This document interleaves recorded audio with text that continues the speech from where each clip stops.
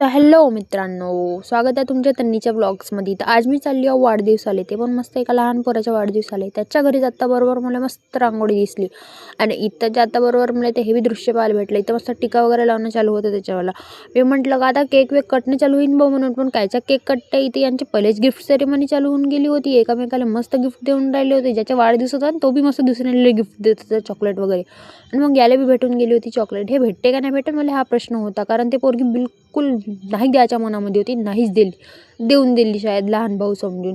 आणि मग याचा वाढदिवस होता म्हणून मस्त सर्वांनी हा पाया वगैरे लागून राहिला होता सर्वांच्या. आणि आपल्याला ज्याची वाट होती तेच झालं अखेरीला, केक कटिंग. मी याचीच तर वाट पाहत होती. केक कटिंग झाल्याच्या नंतर मग मस्त हा सर्वांनी आपल्या घरच्या लोकांनी केक वगैरे चारत होता. आणि मग देखो तो गाईज, जसा इकडं वाढदिवस होत नाही ना, इकडं लेकरं मस्त फुगे फोडायच्या मागं लागले बा. फाट फाट फाट फाट फुगे फोडत होते इकडं. हा बाबू तो पुरा बंदरच बनवून गेला होता. केक न्यायचं पूर्ण तोंड रंगून गेलं होतं. इकडं फुगे फोडणं काही खतमच नव्हतं होत. मग का आपल्याला बी केक भेटून गेला होता. आणि जसं की मी नेहमीसारखा करतो, पहिल्याच पंक्तीत बसून जेवण करून आपल्या घरी निघून गेलो होतो. मी बिलकुल बी वेळ नाही केली. ती भेटूया नेक्स्ट व्लॉगमध्ये.